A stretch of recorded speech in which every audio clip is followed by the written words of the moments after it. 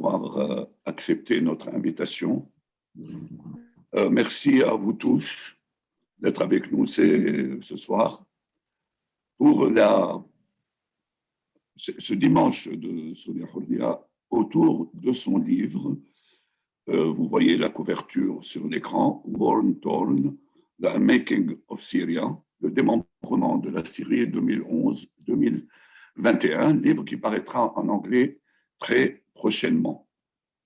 Et j'espère qu'il sera traduit très bientôt aussi en français. Vous connaissez Leïla Vignal, je crois, agrégée et docteur en géographie, maîtresse de conférences à l'université Rennes 2, auteur de dizaines d'articles sur la Syrie, le Moyen-Orient, la mondialisation. Et je me rappelle que nous l'avons accueillie en mai 2016 pour une conférence sur le thème destruction urbaine et déplacement des populations comme arme de guerre. Alors, 5 ans après, il y a eu davantage de destruction, davantage de déplacement de population, de pertes humaines. Et c'est autour de cela que vous traitez dans ce livre, que vous explorez en profondeur les transformations dues à ces agressions contre la société syrienne, contre la Syrie, contre la société syrienne. Alors, comme convenu, je vais vous laisser 40 minutes à 45 minutes pour que vous puissiez aborder les principaux thèmes de votre livre, à l'aide aussi de cartes et de chiffres, peut-être de graphiques que vous avez préparés pour nous. Merci beaucoup encore une fois. Et puis après, je laisserai la parole à ceux qui sont avec nous pour vous poser des questions ou pour de très courtes interventions. Nous devons de toute façon terminer à 18h30, peut-être un peu avant, 18h15. Alors, c'est à vous, Leïla. Merci beaucoup, Farouk, et merci beaucoup de votre invitation. C'est la deuxième fois que je suis invitée par Sonia Houria et c'est vraiment un grand honneur pour moi. Donc, en fait, aujourd'hui, je ne suis pas complètement certaine que je vais vous présenter le email que vous avez reçu d'invitation pour cette conférence et je vous remercie toutes d'être… Comment ? Ça y est, allez-y. Vous m'entendez ? Voilà, dans le email d'invitation que vous avez reçu pour cette conférence, Farouk a gentiment traduit les différents chapitres de mon livre, donc on pourra revenir si certains d'entre vous le souhaitent, certaines d'entre vous le souhaitent, sur des aspects particuliers. En fait, je ne savais pas très bien comment aborder cette conférence, à la fois une conférence assez grand public malgré tout, et je vois parmi les participants qui sont réunis aujourd'hui que j'ai affaire à un certain… Vous connaissez tous très très bien la Syrie, soit que vous travaillez sur la Syrie, soit que vous soyez syrien vous-même. Donc je pense que l'angle que j'ai pris assez général de cette présentation, bon, j'espère qu'il ne va pas être trop général et que la présentation va vous intéresser quand même et on pourra évidemment approfondir dans le moment de questions-réponses. Mais voilà, donc je vous présente d'avance mes excuses si c'est trop général pour le public extrêmement avisé que vous êtes. Donc, en fait, dans ce livre, quand même pour vous en dire quelques mots, ce livre il réunit, il est un peu la somme des travaux que j'ai menés sur la Syrie depuis très longtemps, depuis avant la guerre, puisque j'ai travaillé sur la Syrie depuis la fin des années 90, sur les villes syriennes. Et finalement, la question, mon observation des villes, elle s'est poursuivie pendant le conflit. Et notamment, elle s'est enrichie voilà, de toute cette problématique du conflit liée notamment à la destruction qui a eu lieu pendant le conflit d'une partie de ces villes. Mais ce que je veux dire, c'est que je me suis intéressée à la question urbaine en Syrie depuis la fin des années 90 et que d'une certaine manière, ce livre, il se nourrit aussi de ces travaux et de cette expérience antérieure de la Syrie et de la société urbaine en Syrie. Ensuite, c'est vraiment la somme la somme revisitée et synthétisée synthétiser des travaux que je mène depuis la révolution syrienne, vraiment sur la révolution et sur le conflit. Donc, si certaines d'entre vous m'ont déjà lu, il y a des choses que vous connaissez déjà, et puis certains aspects que j'avais déjà évoqués dans ma conférence de 2016. Voilà, donc ce livre, il s'intéresse, il pose la question de savoir en fait ce qu'un conflit fait à un pays et à une société. Parce que finalement, ce type d'interrogation, il est souvent mené par les historiens une fois que les bruits de la guerre sont retombés à distance. Et moi, j'ai essayé de développer cette interrogation et de prendre cette interrogation au sérieux, puisqu'on sait évidemment que les conflits font du mal aux pays et aux sociétés, mais essayer d'examiner cette question dans son détail concret, de voir comment la Syrie a changé, comment la société syrienne a été changée par le conflit. Donc, il y a 3 aspects principaux que je regarde que j'examine. C'est la question des destructions, à la fois comme arme de guerre, hein, puisque je vais vous le montrer, je soutiens le fait que la destruction a fait partie des modalités centrales du conflit. Les déplacements de population, qui est également une centralité centrale du conflit. Et donc, ce sont à la fois des armes de guerre d'une certaine manière, mais évidemment des modalités conflictuelles qui conduisent à une transformation en profondeur du cadre matériel de la Syrie et évidemment de son cadre humain. Dans ce livre, j'examine aussi les conséquences de ce conflit sur l'économie, façon dont les gens la façon dont la vie du quotidien a été modifiée par le conflit. Donc, déplacement de population, destruction, questions urbaines, questions économiques, voilà, c'est toute cette matérialité de la guerre, cette matérialité sur laquelle repose toute une société que j'examine dans ce livre. Donc, je vais rapidement revenir dans cette présentation sur des aspects qui sont bien connus, mais qui sont qui sont importants comme fil problématique en fait de mon livre et de ma réflexion sur la Syrie en général depuis le début du conflit. Il y a plusieurs aspects. Le fait que dès le début du conflit, le régime de Bachar el-Assad a fait le choix de la répression. Donc ça, ce sont des choses que vous connaissez bien. Je vais aller rapidement là-dessus. Il n'y a pas eu aucun espace de discussion, de négociation ou de chemin alternatif possible envisagé par le régime. Donc un choix de la répression qui s'est appliqué sur ce mouvement révolutionnaire qui s'est répandu dans tout le pays.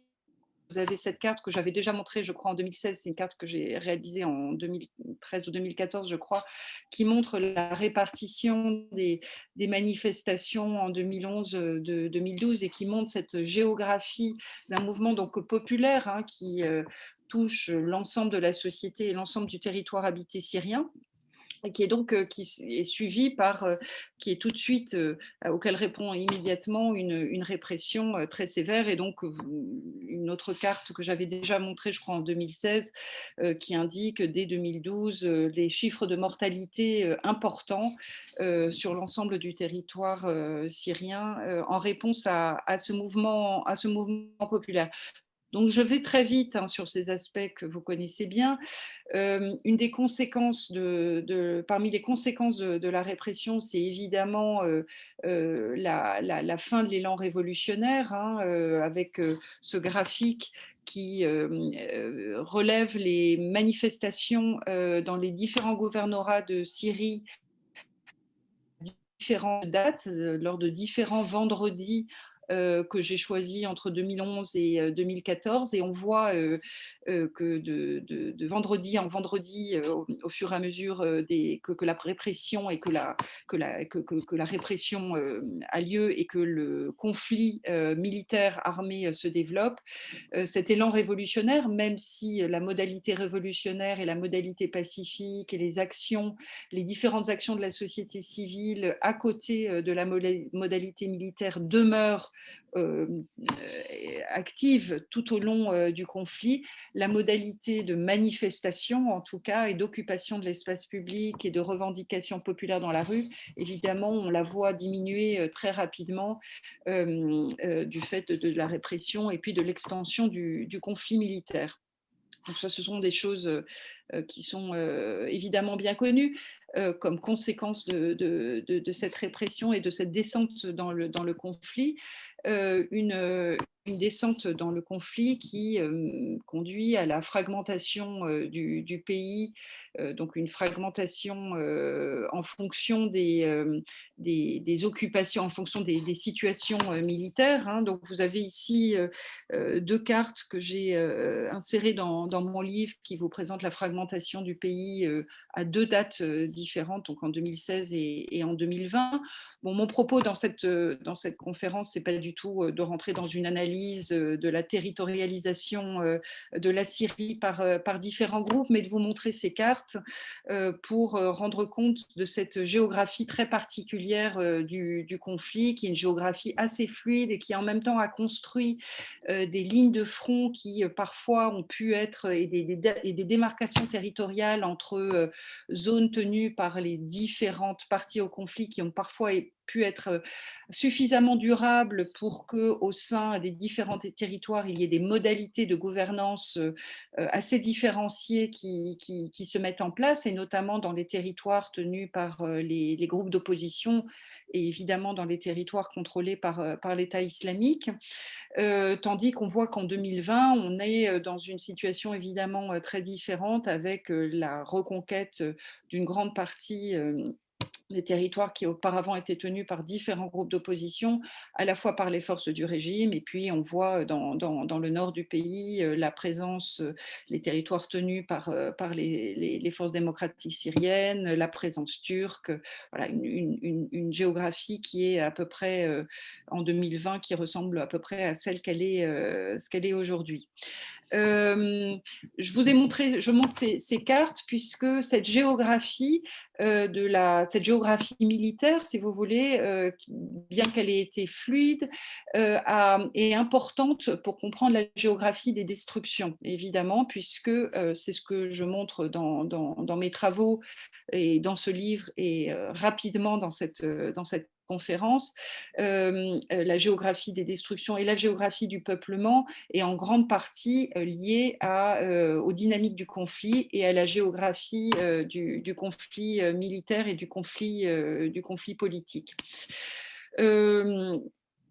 Écoutez, je pensais, finalement, je vais peut-être aller assez rapidement à ces aspects pour ne pas prendre trop de temps, et finalement, on pourra revenir sur la présence des acteurs extérieurs au conflit dans les questions, mais là, c'est finalement pas tellement mon propos. Donc, je vais sauter ces différentes diapos. Donc, on est dans un conflit dont la dynamique de répression est quand même tout à fait centrale. Alors, bien entendu, c'est un conflit qui s'est, comme vous le savez tous, complexifié avec les années, et notamment, effectivement, c'est pour ça que j'avais mis ces diapos, avec l'intervention d'acteurs extérieurs, et notamment, évidemment, on le sait, la Russie qui intervient directement en Syrie depuis octobre 2015, évidemment l'Iran et les différentes milices qu'il coordonne, et la milice du Hezbollah libanais. Évidemment, de 2013 à 2017, 2013-2014 à 2017, la présence de l'État islamique aussi a été un facteur de complexification de ce conflit, même si l'État islamique, d'une certaine manière, n'est pas parti au conflit syro-syrien. C'est un acteur opportuniste qui a profité d'une certaine manière du ventre mou syrien pour développer sa propre hégémonie territoriale, qui lui a permis de tirer des ressources nécessaires à son projet djihadiste, mais ce n'est pas un acteur du conflit syro-syrien stricto sensu. La Turquie est évidemment un des acteurs importants de ce conflit syrien, à la fois pendant les premières années du conflit en tant que base arrière de l'opposition armée, et puis ensuite comme acteur direct du conflit syrien, puisque depuis 2018, la Syrie est présente dans le nord de la Syrie. Des groupes djihadistes ont également se sont également greffés à ce conflit, le groupe État islamique dont je viens de parler, et puis aujourd'hui l'importance prise par Tahrir al-Sham. Donc évidemment un conflit qui s'est complexifié, hein. Il ne s'agit pas du tout de dire qu'on est dans un conflit, que les dynamiques sont les mêmes actuellement que dans les premières années du conflit. Mais globalement, on reste dans un conflit, cette dynamique de répression reste extrêmement puissante et constitue vraiment un fil analytique, je crois, tout à fait pertinent tout au long de la décennie, et conduit aujourd'hui à cette situation de pseudo-victoire, de réelle victoire militaire et de pseudo-victoire politique, je reviendrai là-dessus, du régime et de ses alliés. Donc cette dynamique de répression, elle se conjugue à une forte asymétrie. Alors, on connaît tous ces comptages qui sont effectués par l'Organisation syrienne des droits de l'homme, qui essaye, à partir des victimes qu'elle documente, d'attribuer la responsabilité des morts des victimes civiles. Et ces comptages ont la vertu, évidemment bien triste, de montrer la très forte asymétrie des responsabilités en termes de victimes civiles, puisque, vous le voyez, plus de 90% des victimes sont liées, des victimes civiles en Syrie sont liées, sont sous la responsabilité, sont de la responsabilité du régime et de ses alliés, et notamment de Russes, évidemment, mesure. Donc, un conflit dont la dynamique de répression demeure extrêmement centrale, avec une forte asymétrie entre les acteurs, qui se traduit, une forte asymétrie de moyens et d'engagement, hein, puisque le régime a bénéficié d'un soutien stratégique crucial de la part de l'Iran et de la Russie. Et on sait bien que la Russie est intervenue à partir de 2015 pour véritablement tenir à bout de bras un régime qui était vraiment sur le recul, hein, et en position de très grande fragilité militaire.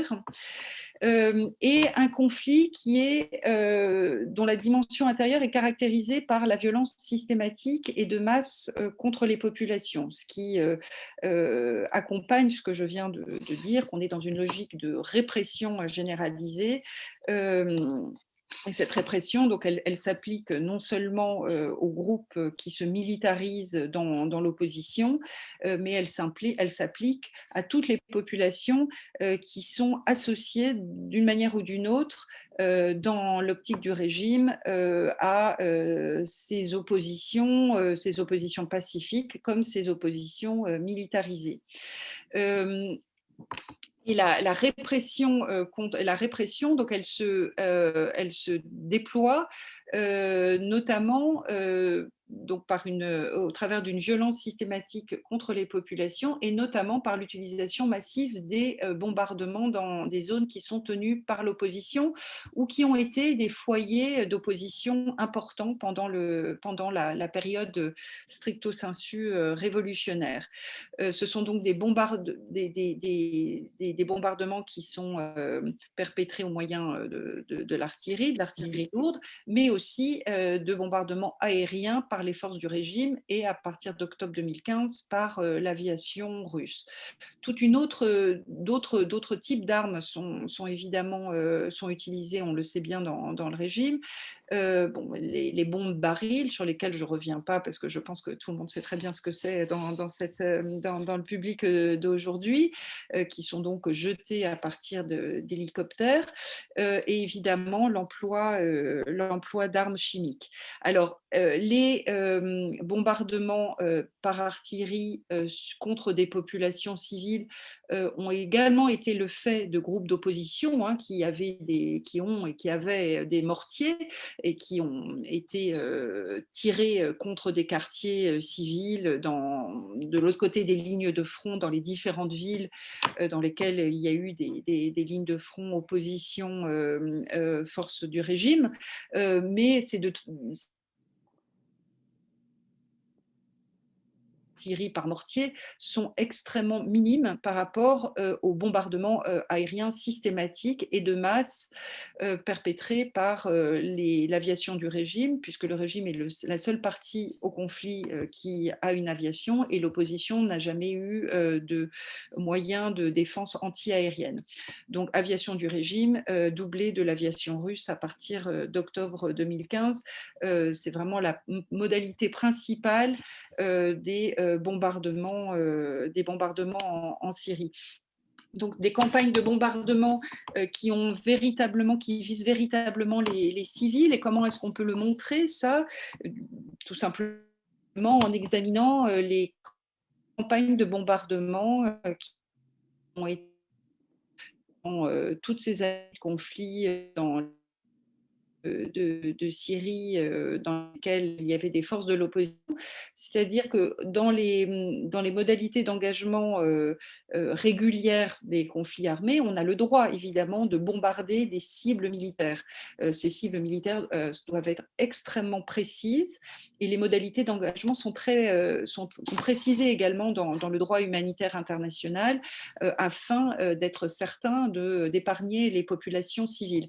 Et on voit bien par exemple dans cette carte qui montre les impacts de la bombardement des quartiers orientaux d'Alep entre octobre 2013 et février 2014, qui est une des campagnes de bombardement des orientaux d'Alep qu'ont subi les quartiers orientaux d'Alep. On voit qu'on est très très loin d'une stratégie de cible des cibles militaires.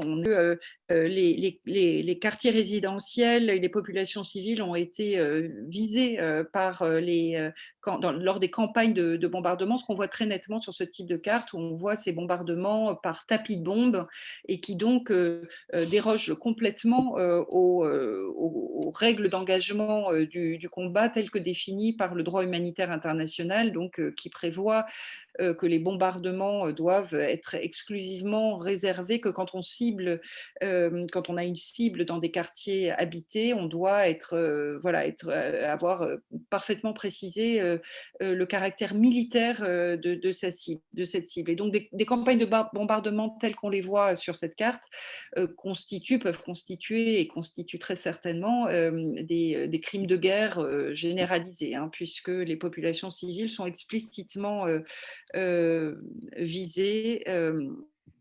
Et donc voilà, ces campagnes de bombardement, elles donnent lieu à une géographie de la destruction qui est très très spécifique. Alors le cas d'Alep est caractéristique, mais on retrouve ce type de géographie un peu partout en Syrie. Mais cette carte qui fait partie des cartes que je présente dans mon livre, si vous voulez, des destructions en Syrie, puisqu'on voit bien que ce sont les quartiers tenus par l'opposition, les quartiers dits orientaux d'Alep, qui sont largement détruits, tandis que les quartiers qui sont restés sous le contrôle des forces loyalistes, les forces loyalistes du régime, ne sont pas détruits. Alors, il y a des petites variations autour de la ligne de front, hein, puisque cette ligne de front a bougé, mais globalement, on trouve cette superposition de façon très claire à Alep comme ailleurs entre quartiers de l'opposition tenus par les oppositions diverses et variées et quartiers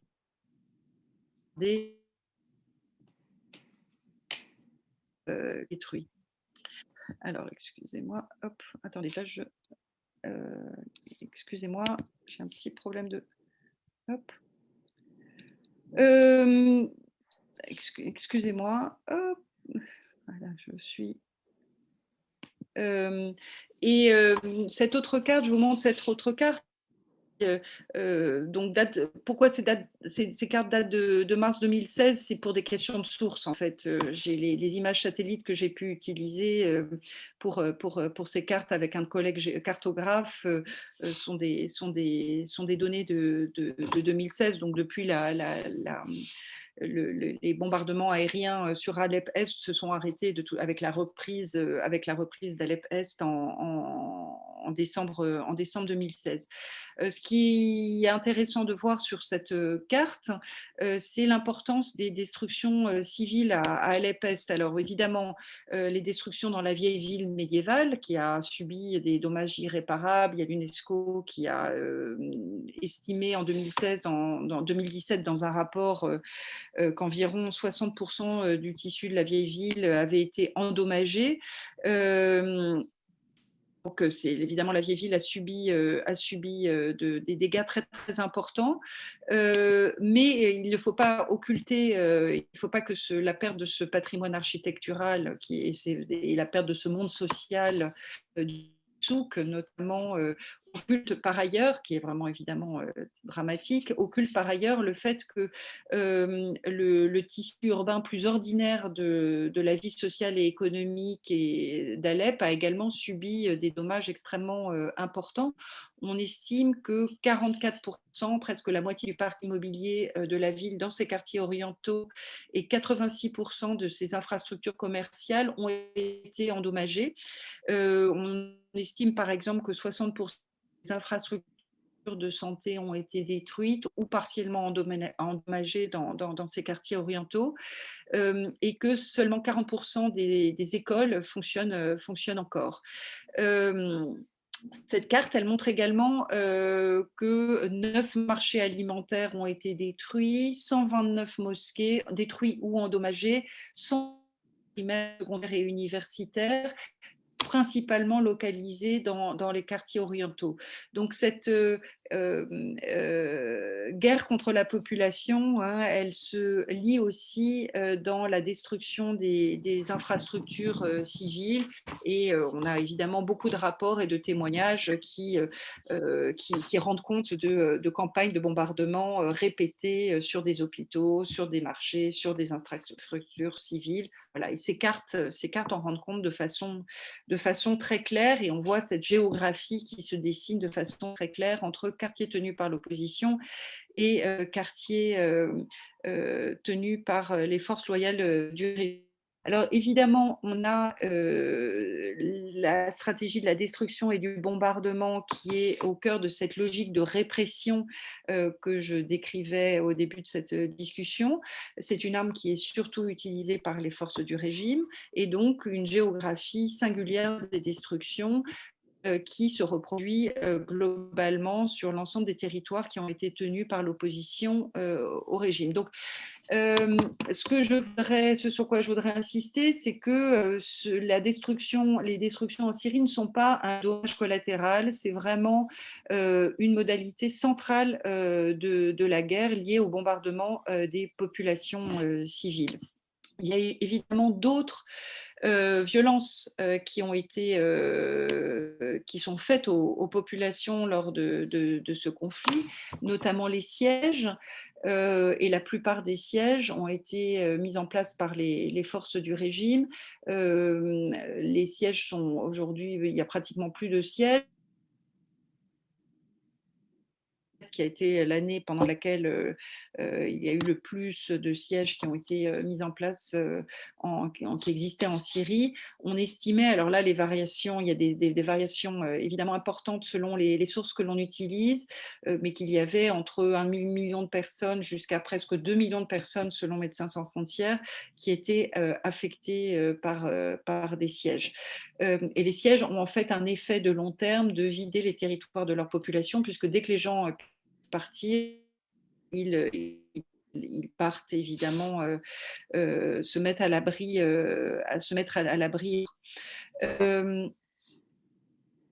Excusez-moi, je sais pas, mes diapos ont du mal à passer. Alors, les le camp palestinien de Yarmouk, qui comptait 160 000 habitants au début du conflit, comptait 6 000 habitants à la fin lorsque le siège a été levé et a été soumis à un siège à partir de décembre 2012, un siège qui est devenu complet à partir de l'été 2013. Alors, excusez-moi, j'essaye de... D'autres types de violences contre les populations ont été commises pendant le conflit, qui touchent des effectifs de population moins nombreux, mais qui n'en sont pas moins des épisodes de violence contre les populations, parmi lesquels on compte des raids et des opérations de nettoyage qui peuvent refléter des stratégies sectaires ou ethniques, voilà, comme différents raids qui ont eu lieu, par exemple, en 2012 dans la plaine de Homs contre un certain nombre de villages sunnites notamment, mais il y a eu également des destructions de villages arabes dans les zones contrôlées par le PYD kurde syrien.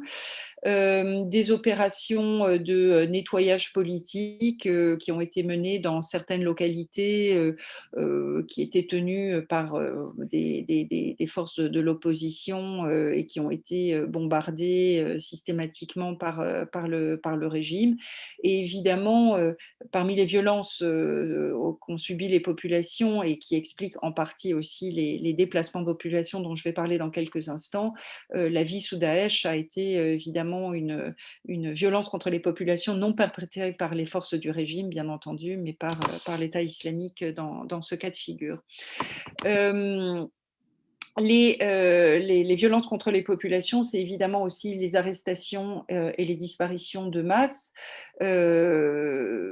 Donc sur cette carte, vous avez une carte qui localise les disparitions et les arrestations en Syrie, telles que documentées. Et j'ai rajouté une frise chronologique qui vous montre année après année, d'après le réseau syrien des droits humains, année entre 2011 et 2020. Ce sont des questions qui sont bien connues. Garance Lequen a remarquablement documenté dans son ouvrage sur l'opération César ce qu'est la machine de mort syrienne et la machine carcérale syrienne, qui était aussi bien connue avec les récits des anciens prisonniers de guerre et notamment les récits de Yassine al-Hachaleh sur le système carcéral syrien avant même le début du conflit, mais d'un système de répression et un système sécuritaire qui s'est mis au service de la répression de la révolution de façon massive à partir de 2011. Donc une des conséquences de cette dynamique de répression qui vise donc à réprimer toute opposition, c'est aussi et qui se déploie donc au travers des bombardements, des destructions, des différents types de violences faites aux populations et du durcissement sécuritaire, c'est le déplacement des populations et un déplacement massif. Une des questions qui a été la mienne dès le début, dès les premières années du conflit, c'est qu'on avait affaire à un déplacement qui, là aussi, ne pouvait pas être seulement interprété comme un dommage collatéral du conflit. Quand on a affaire à des déplacements d'une telle massivité, d'une telle ampleur, il s'agit de s'interroger voilà, sur les causes de ce déplacement, qui sont bien plus que des populations qui fuient des affrontements armés ponctuels. Donc avec ces stratégies de ciblage des populations que j'ai décrites précédemment, on comprend mieux l'importance et les causes de ce déplacement de la population syrienne, qui se déploie à la fois dans une dimension interne, puisqu'il y a environ chaque année un stock, si vous voulez, de 6 millions et demi de Syriens qui sont déplacés au sein de la Syrie, ce qui veut dire qu'il y a plus de Syriens que 6,5 millions qui ont expérimenté à un moment ou à un autre une situation de déplacement, hein, puisque certains Syriens déplacés à l'intérieur sont parfois revenus chez eux. Donc, un déplacement massif qui a une dimension intérieure extrêmement importante. Et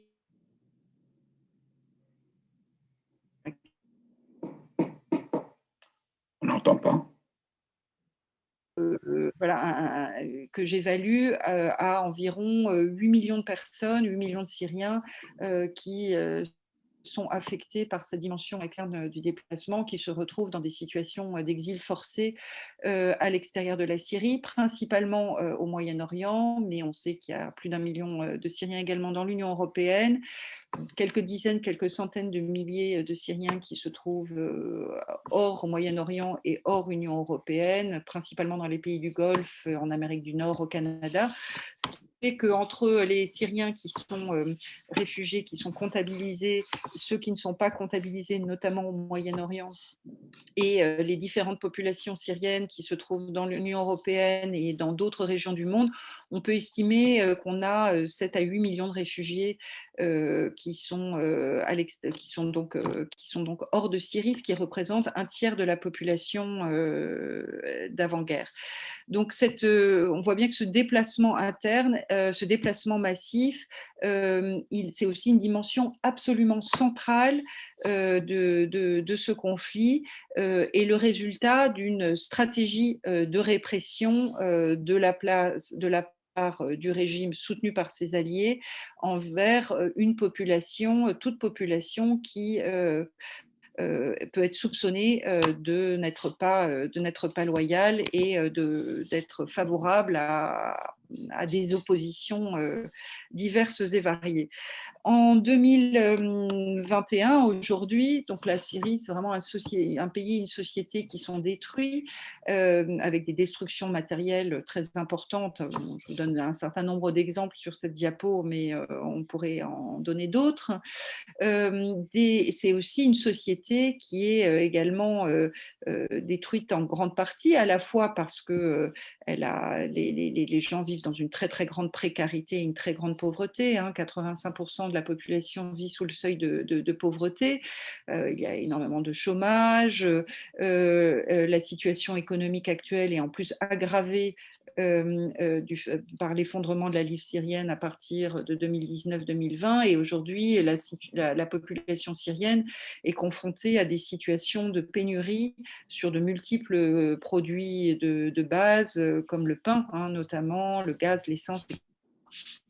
Mais c'est une société qui est aussi détruite du fait de la très grande déstructuration, et ça c'est un aspect que je ne développe pas dans cette présentation, mais que je développe largement dans mon livre, par la déstructuration qui est produite par le déplacement, parce que quand les gens se déplacent, alors il y a différentes stratégies que j'examine dans mon livre, des stratégies de déplacement par groupe familial, tout le groupe se déplacent ensemble, ou des stratégies de déplacement où là plutôt les choix qui sont opérés, c'est des choix de dispersion du groupe familial pour assurer la survie. Donc toute une série de stratégies, mais de facto les gens sont déplacés et en se déplaçant, ils perdent leurs réseaux familiaux, leurs réseaux professionnels, évidemment leur emploi, mais aussi tous ces réseaux qui innervent la société syrienne.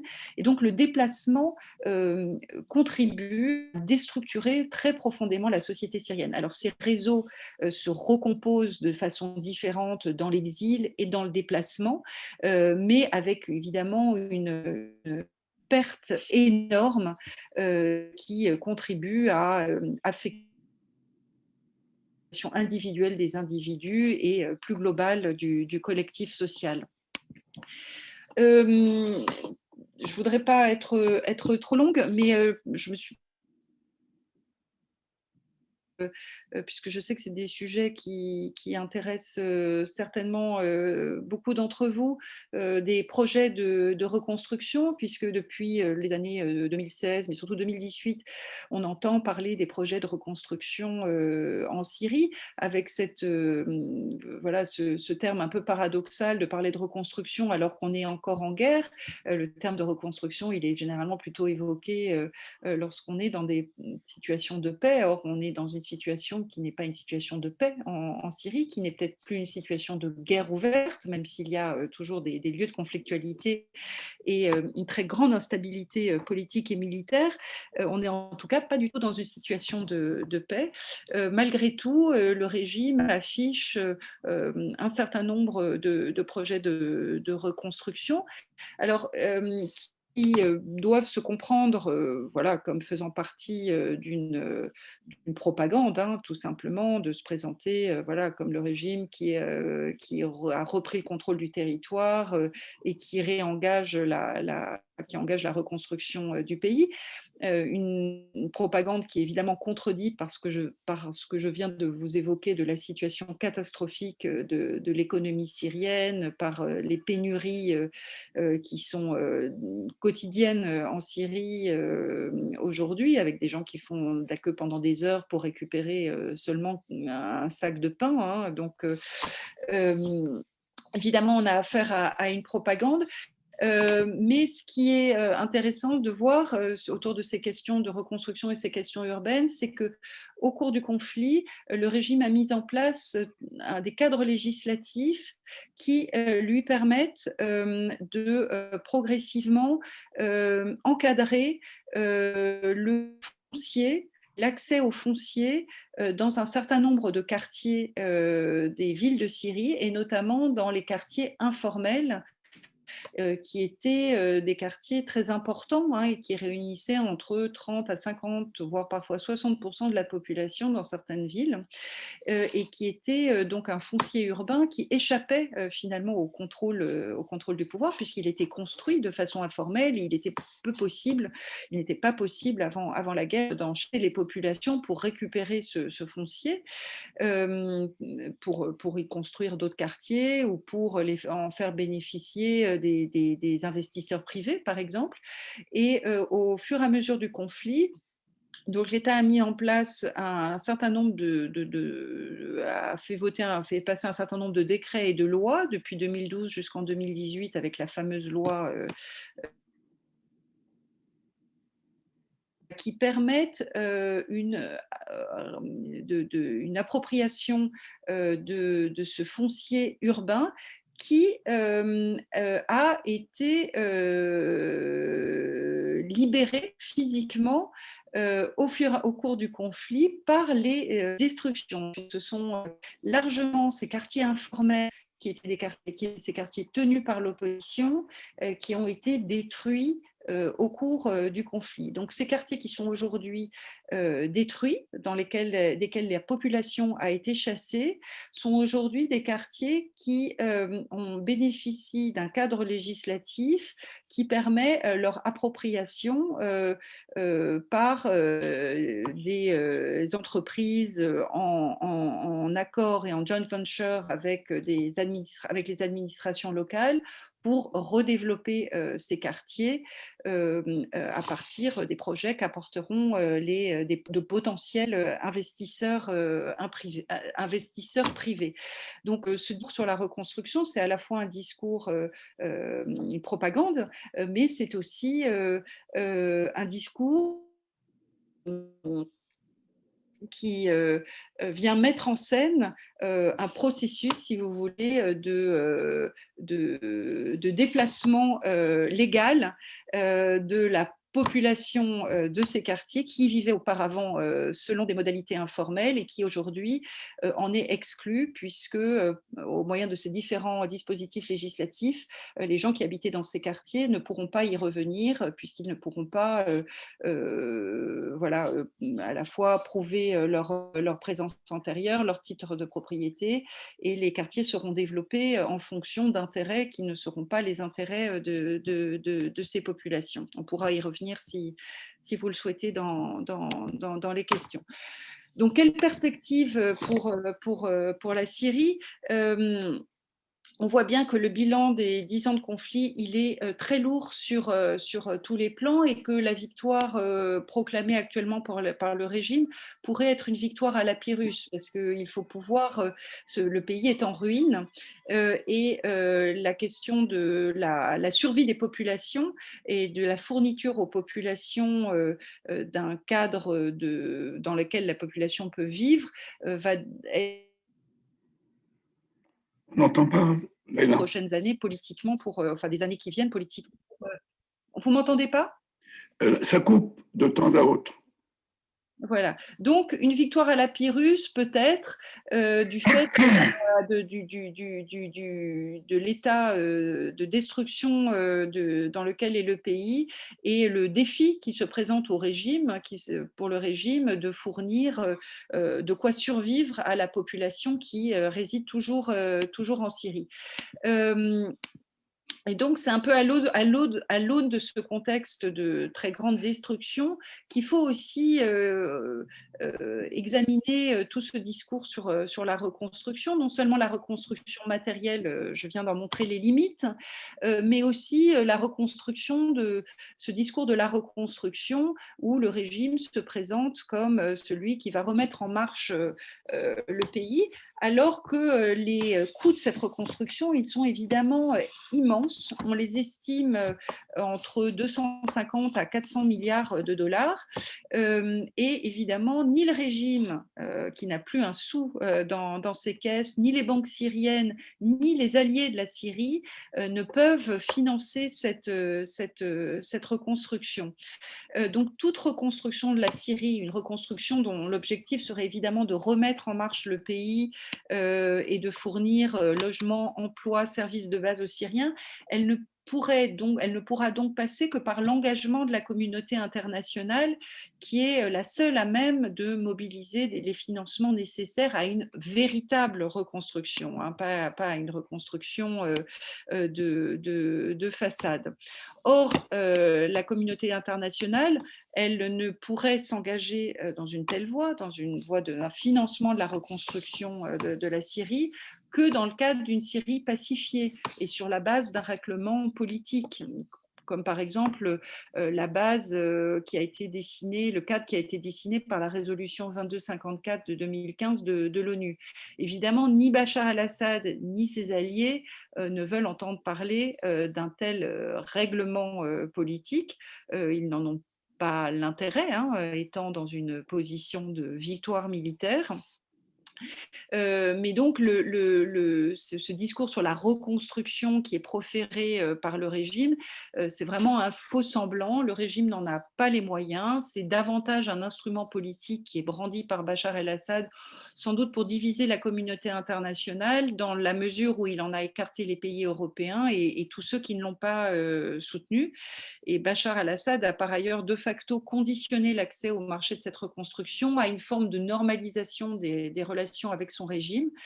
Et c'est donc, d'une certaine manière, cette reconstruction à la Assad, une façon pour le président syrien d'essayer de contourner la question de la résolution du conflit.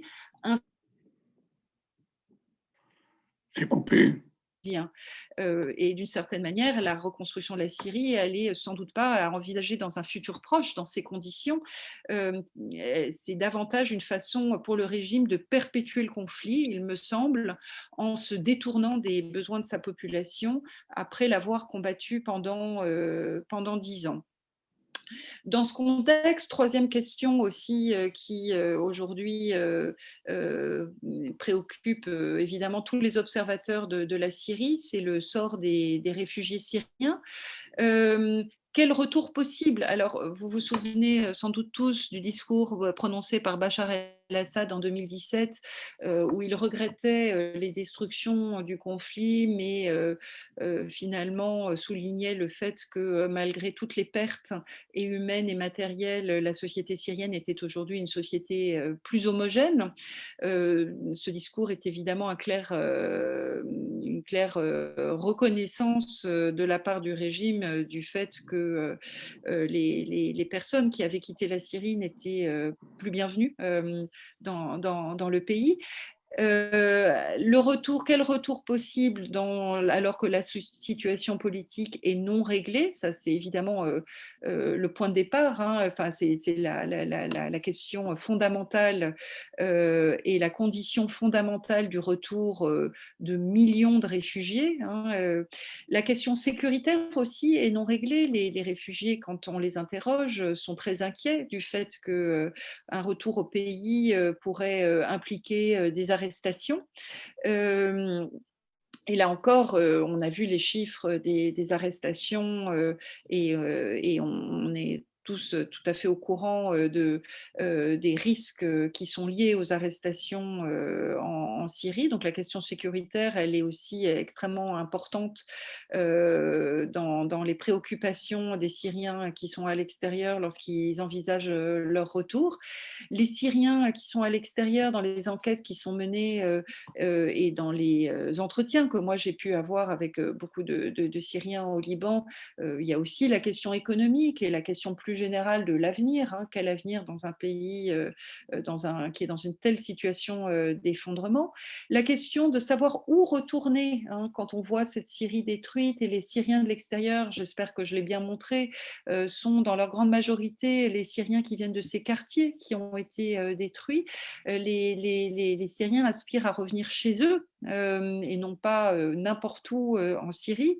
Et d'ailleurs, le droit de retourner chez soi fait partie des principes qui sont voilà, du droit international, du droit humanitaire international qui encadre la question des droits au logement.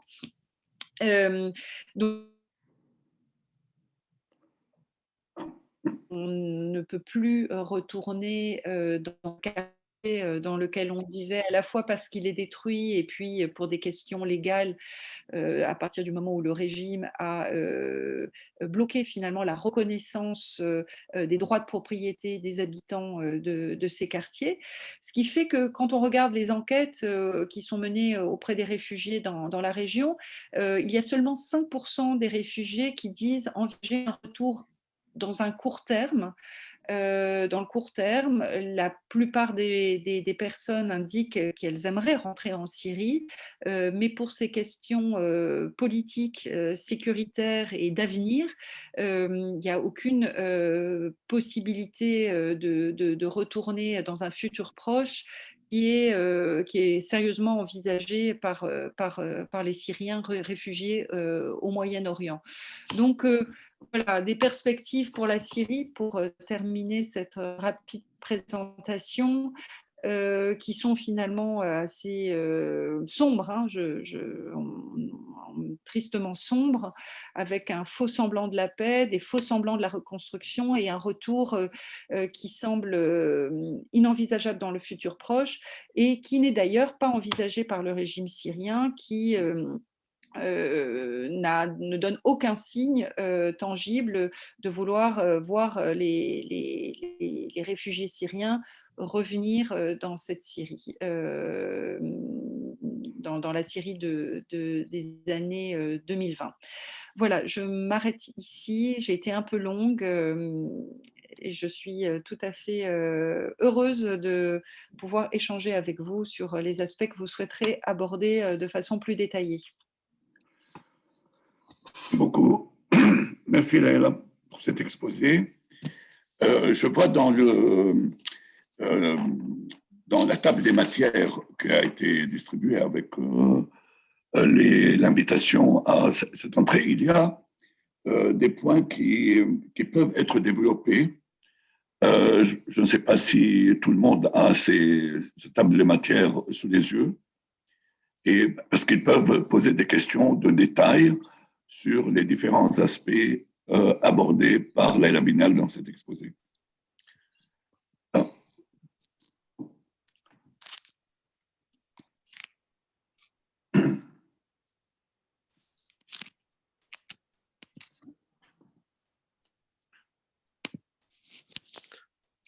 Moi, j'ai une question. En fait, d'ordre général, on est bien d'accord sur la stratégie en fait de ce déplacement de population et de la terre brûlée dans certaines régions. Ma question, Leïla, dans les données que tu as, est-ce qu'il y a une certaine méthodologie à attaquer des zones, des régions, de religions, des ethnies plus qu'ils autres dans les données que tu as analysées, dans les différentes rencontres ou témoignages? Alors, merci de ta question. Alors, moi, je suis toujours un peu, je suis toujours un peu gênée par ces questions, voilà, de déterminants confessionnels ou ethniques. Alors, c'est-à-dire que globalement, on le sait bien, hein, en Syrie, plus des 3/4 de la population, 75%, 80%, ça dépend des estimations, puisqu'on n'a que des estimations, et une population sunnite. Hein. Donc, à partir de là, le fait que la plupart, la grande majorité, l'immense majorité des personnes qui ont subi ces bombardements, que la majorité de ces quartiers, etc., soient des quartiers sunnites, d'une certaine manière, c'est pas étonnant. C'est parce que, voilà, 75 à 80% de la population syrienne est sunnite. Donc, en ce qui concerne les... Moi, j'ai une lecture plus politique, hein, de cette géographie du bombardement et de la destruction, qui est une géographie, voilà, sur les quartiers d'opposition qui se trouvent, voilà, être des quartiers généralement sunnites, mais c'est lié davantage à la composition de la population syrienne. Alors ensuite, on voit, il y a par ailleurs des opérations qui là sont clairement des opérations qui visent des groupes en fonction de leur appartenance religieuse, qui ont pu être menées d'ailleurs par des groupes de l'opposition également. Hein. Il y a eu dans les massacres, puisqu'une des modalités, je l'ai présenté rapidement, une des modalités aussi des violences faites aux populations que moi je typologise, j'en fais un type dans mon livre, c'est une typologie des massacres, hein. Le massacre comme aussi type de violence contre les populations. Là, il y a eu des massacres qui ont été perpétrés par toutes les parties au conflit, et certains qui ont une claire visée, voilà, soit confessionnelle, soit ethnique. Hein. Je pense notamment aux villages arabes visés par les forces du PYD dans les régions du nord de la Syrie, mais voilà, des villages sunnites qui ont été attaqués parce qu'ils étaient sunnites, des villages alaouites, des massacres contre des populations alaouites qui ont été perpétrés notamment par des groupes djihadistes parce que les populations étaient alaouites. Donc on voit autour des massacres, dans des actions beaucoup plus ponctuelles, dans ces raids, on voit là des stratégies clairement soit ethniques, soit confessionnelles, et qui sont de l'ordre de la vengeance, de la contre-vengeance, de stratégies de terreur, hein, contre les populations, pour faire peur aux populations, pour faire passer des messages politiques, etc. Mais par rapport à la dynamique générale de la destruction, il est difficile, voilà, de dire que ce sont les populations sunnites qui sont visées, puisque voilà, ce sont des quartiers dans lesquels la majorité de la population, voire la totalité de la population était sunnite, mais ça reflète davantage la composition générale de la population syrienne que dans ces cas-là, un ciblage particulier des populations sunnites. Voilà, c'est un peu comme ça que moi je lis les choses par rapport aux données que j'ai vues, voilà, en distinguant un peu les modalités de violences faites aux populations. Bon, et je ne rentre pas dans le cas des violences faites aux populations sous Daesh, qui là aussi ont encore d'autres types de logiques. Leïla, mais il y a un chiffre, c'est-à-dire la population syrienne aujourd'hui est de 16 millions d'habitants. Il y a 16 millions de Syriens qui vivent en Syrie, puisque 7 millions sont à l'étranger, sont à l'extérieur, n'est-ce pas? Et donc, il y a un changement considérable dans la structure démographique confessionnelle du pays. Ce qui était vrai en 2010 n'est plus vrai du tout, étant donné que quand même, s'il y a 7 millions de réfugiés à l'étranger, on sait d'où ils sont partis, et on peut imaginer de quelle confession ils étaient. N'est-ce pas? Oui, bien entendu. D'ailleurs, la population syrienne, alors, on ne peut pas très bien savoir combien ils sont parce qu'on n'a pas de données sur la démographie. Il y a eu beaucoup de bébés qui ont été faits on a peu de données sur la démographie actuelle. Quand on dit 16 millions, parce qu'il y a eu malgré tout des enfants qui sont nés, on ne sait pas si le conflit a eu un effet de dépression démographique ou au contraire, comme il n'y a plus de contrôle des naissances, s'il y a eu plus de bébés, etc. Mais enfin bon, donc on ne sait pas exactement quel est le volume de la population actuelle en Syrie du fait de ces 10 ans de croissance démographique qu'on a du mal à mesurer. Mais oui, mais globalement, bien entendu, tu as raison, Farouk, mais la part des populations minoritaires chrétiennes, alaouites, etc., était de toutes les manières assez réduite.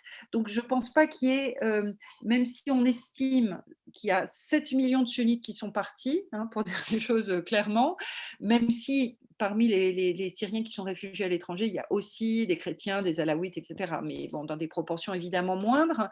Malgré tout, il reste encore énormément de sunnites au sein de la Syrie, tu vois, c'est ça que je veux dire, c'est qu'il y avait de toutes les manières 75-80% de la population qui était sunnite avant la guerre. Donc les équilibres généraux, les proportions générales sont pas massivement bouleversées. La part majoritaire de la population syrienne en termes professionnels reste sunnite aujourd'hui. Ça change. Il y a Abdelhaï Sayed qui voulait poser une question et il y a M. Gabash. Abdelhaï. Merci beaucoup, Farou. Merci pour cette excellente présentation. Je souhaitais revenir sur la dimension de l'habitat formel et de l'habitat informel, stigmatisé, bien sûr, comme on sait, avant la Révolution, comme étant illégal. Et ma question est la suivante. Existe-t-il une corrélation, voire des causalités entre les éruptions des révoltes, le ciblage et la destruction qui suivaient, et du point de vue, si vous voulez, ou sous l'angle de la différence entre quartier formel et quartier informel, et par la suite les projets d'investissement foncier. Merci. Alors, si je comprends, c'est une vaste question. Merci de votre question. Alors, en fait, est-ce qu'il y a une corrélation entre, ce que je comprends de votre question, c'est est-ce que les quartiers informels ont été des foyers particuliers de la Révolution? Je pense que c'est un peu ça que la première partie de votre question sur laquelle porte la première partie de votre question. Pas nécessairement. Alors évidemment, il y a des causes. Parmi les causes de la Révolution, il y a évidemment aussi des causes économiques, des causes de marginalisation sociale, des causes liées, des raisons de cette révolution qui s'enracinent dans la marginalisation sociale et économique de toute une partie de la société syrienne qui, en partie, vivaient dans ces quartiers, mais quand on observe les dynamiques de la révolution en 2011 à différentes échelles, on voit bien qu'il n'y a pas de superposition exacte entre quartiers informels qui seraient donc plus paupérisés, plus marginalisés socialement et foyers de la révolution. Il se trouve qu'il y a eu aussi une stratégie de la part des forces sécuritaires du régime pour sécuriser assez rapidement. Informels ont souvent été des lieux réunions, de manifestations, du fait de déplacements, du fait de stratégies de sécurisation des centres-villes par les forces du régime. Mais on a bien vu pendant la première année du conflit que les manifestations dans nombre de villes, comme par exemple Hama, comme par exemple Homs, ont eu lieu dans les quartiers centraux des villes. Donc on ne peut pas faire de corrélation systématique entre quartiers finalement plus marginaux et quartiers de la Révolution. Il y a aussi beaucoup de dynamiques qui sont liées aux différents endroits, aux stratégies de répression, aux stratégies de contrôle des quartiers. J'en parle de façon plus détaillée dans mon livre. Ensuite, ce qui est intéressant par rapport aux quartiers informels, c'est qu'effectivement, depuis avant le début du conflit, un certain nombre de quartiers informels, notamment à Damas, avaient donné lieu à des travaux de prospective visant à leur réhabilitation, à leur régénération. Donc, il y avait des projets qui étaient en partie financés, enfin, dont les études étaient en partie financées par la communauté internationale pour réfléchir au devenir de ces quartiers informels, pour répondre à des normes un peu internationales sur le fait que les quartiers informels, il faut les mettre aux normes, les équiper, etc. Et ce qu'on a vu, donc avant le conflit, il y avait des études qui ont été menées sur un certain nombre de quartiers informels autour de Damas. Ce qui est très intéressant, c'est de voir que les zones qui sont identifiées dans l'un des décrets de 2012, je vous ai mis une liste de décrets, des décrets d'urbanisme qui ont été mis en place au cours du conflit. En 2012, il y a un des deux décrets de 2012 porte sur justement le réaménagement, le réaménagement de certains de ces quartiers qui avaient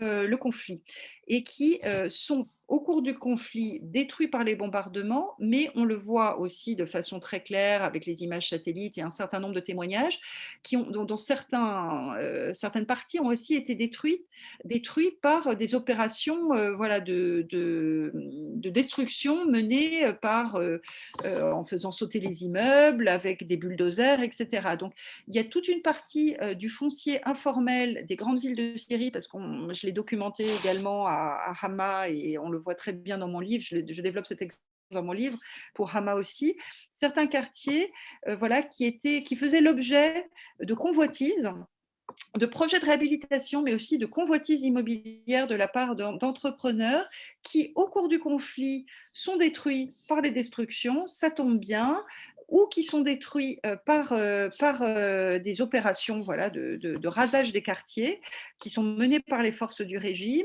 en faisant argument de dispositifs d'aménagement urbain ou de nécessité sécuritaire et qui permettent de dégager du foncier urbain pour finalement ensuite permettre le redéveloppement de ces zones au moyen de ces partenariats publics-privés qui sont mis en place grâce à d'autres dispositifs législatifs qui sont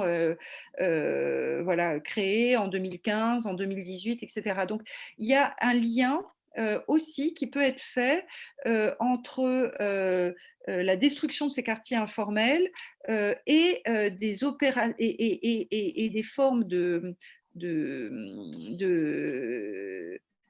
excusez-moi, comme j'ai écrit ce livre en anglais, j'ai vraiment tous les termes en anglais, alors j'essaye de les traduire rapidement, mais des formes où le foncier urbain est finalement accaparé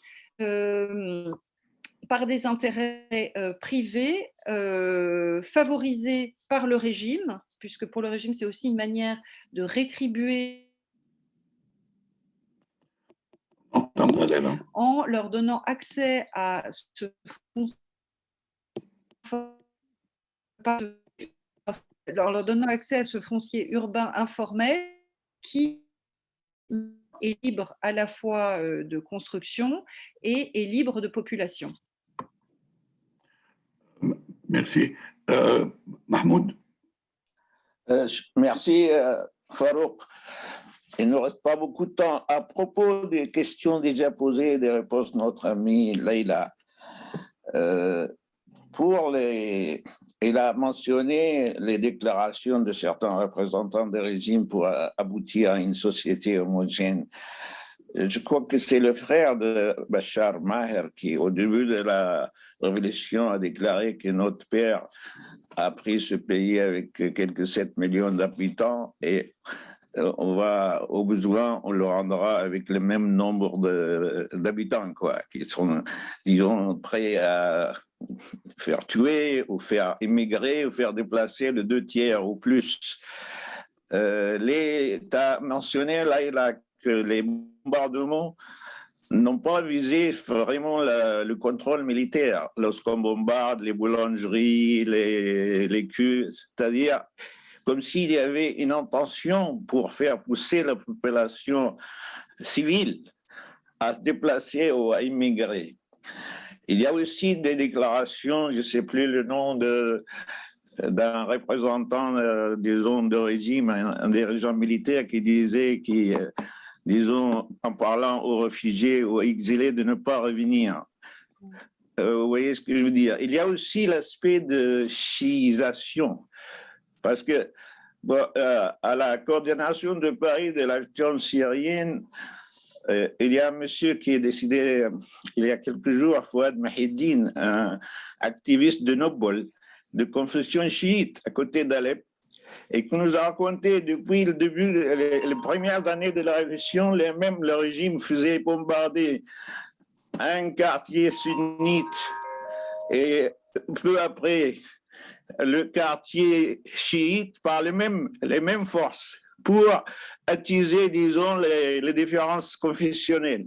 C'est-à-dire, c'est un peu voulu, c'est pas accidentel.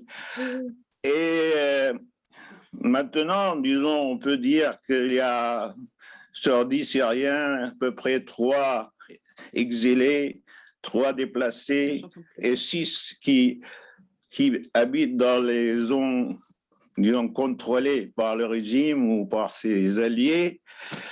Et bon, c'est vrai qu'il y a un mélange côté confessionnel parce que ceux qui sont réfugiés vers ces régions sont plutôt peut-être des supporters du régime. Mais comme tu dis, pour le régime maintenant, je crois que c'est voulu. C'est par rapport à la question posée par notre ami Rabia, cette histoire de, disons, vider les pays, certaines régions des pays de la population. Il y a l'usage des armes chimiques qui a obligé les habitants autour de Damas, le route du sud à aller vers le nord. Tout ça, ce n'est pas simplement un effet de guerre dans le conflit. Tu vois ce que je veux dire? Oui, ah, mais je suis complètement d'accord. Alors, si j'ai donné l'impression que je disais le contraire, c'est moi qui me suis mal exprimée. C'est bien ce que… C'est un des cœurs de mon propos et de mon livre, c'est de montrer que le déplacement de la population est une stratégie du régime, absolument. Et avec à la fois des effets de masse, par exemple ces bombardements des quartiers informels, des quartiers tenus par l'opposition, ils touchent des populations sunnites parce que ces quartiers étaient de toutes les manières peuplés par des sunnites qui forment 75-80% de la population du régime. Donc dans ce sens-là, c'est pas nécessairement ces quartiers, ces bombardements de masse de Alep Est, etc., n'étaient pas nécessairement visés, pas nécessairement des populations sunnites, mais des zones d'opposition en général.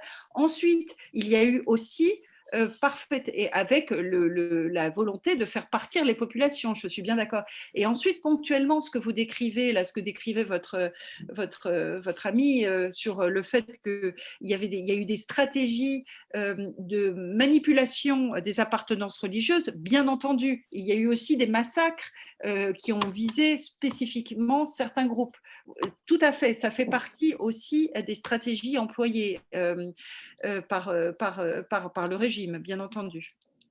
Merci. Michel, c'est Michel Morzière qui voulait en fait. Michel Morzière. Ouais. Oui, bonjour Leïla. Oui, concernant les réfugiés, je suis assez d'accord avec Leïla. Pour ceux qu'on voit revivre qui viennent en France, il y a vraiment il y a des chrétiens, il y a des sunnites, il y a des Kurdes, dont je ne crois pas qu'il y ait effectivement de grosses modifications concernant les populations. La question que je voulais poser, parce que je n'ai pas trop suivi, je crois que les seuls qui soient capables peut-être de faire un chèque, et je dirais un chèque à court terme, et qui perturbe, disons, les choses, c'est les Chinois. Et je voudrais savoir, est-ce qu'on a des éléments sur actuellement la posture économique des Chinois vis-à-vis de la Syrie, parce que les Chinois, la Chine, quand j'ai les Chinois, la Chine est riche, hein, est riche. Et je voulais savoir, est-ce qu'on sent vraiment une influence, moi je le crois, des conséquences de l'acte César au niveau des hommes d'affaires du régime qui souhaitent dealer avec les entreprises occidentales. Voilà.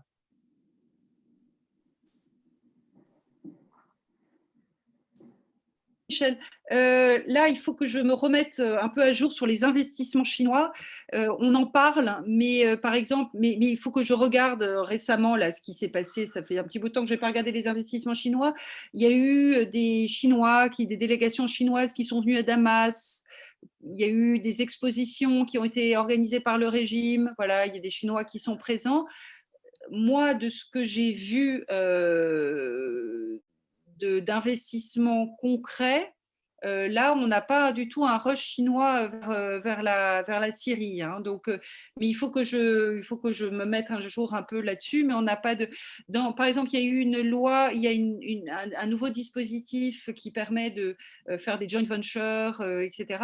Et de faire de favoriser les investissements étrangers en Syrie. C'est les Russes qu'on voit plutôt présents, mais dans des secteurs très très restreints, qui sont un peu les seuls secteurs rentables encore de la Syrie, notamment par exemple les phosphates ou les concessions portuaires. Mais voilà, les Chinois viennent voir, mais n'investissent pas du tout massivement. Mais c'est vrai que si les Chinois voulaient investir en Syrie, c'est les seuls partenaires potentiels du régime d'Assad qui auraient les moyens d'investir, hein, parce que c'est ni la Russie ni l'Iran qui a les moyens de cette reconstruction massive que nécessiterait l'état du pays. En termes de conséquences sur de la loi César sur les intérêts des hommes d'affaires proches du régime, oui,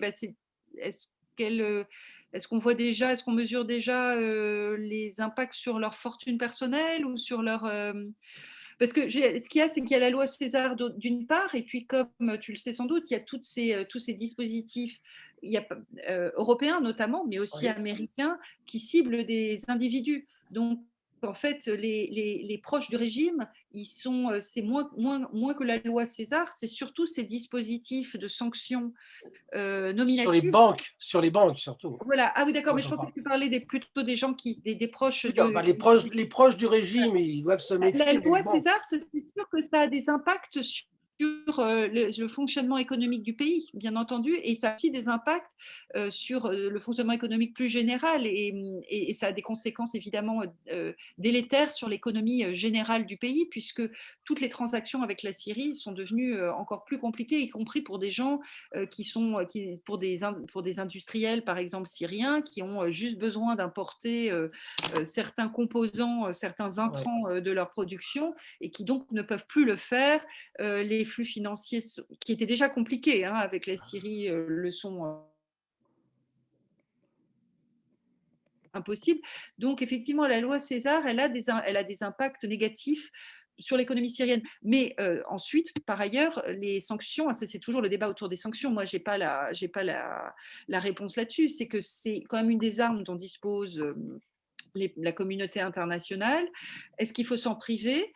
Et par ailleurs, le régime aussi a beau jeu de dire que tous les mots de la Syrie, instrumentalise, viennent des régimes de sanctions, alors qu'il y a d'une part des régimes de sanctions très ciblés sur les personnes proches du régime. Ensuite, il y a la loi César qui est plus générale, mais évidemment, les maux de la Syrie, économique actuelle de la Syrie, ne sont pas liés à cette loi César, même si la loi César, effectivement, rend le fonctionnement économique de ce qui reste de l'économie syrienne, qui n'est pas mafieuse, etc., encore plus difficile.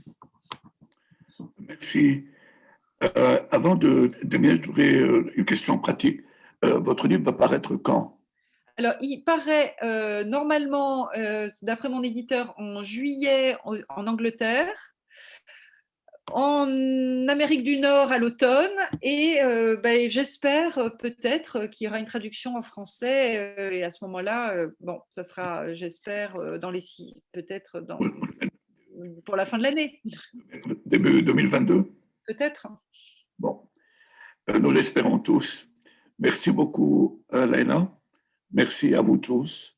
Merci. Notre prochain dimanche de Soria Hurria sera le 2 mai, pas le 25 avril, c'est trop proche, le 2 mai, et ce sera probablement sur la créativité littéraire et artistique syrienne durant les 10 dernières années. Merci à vous tous. Bonne soirée. Merci beaucoup, Farouk. Merci. Merci à tous.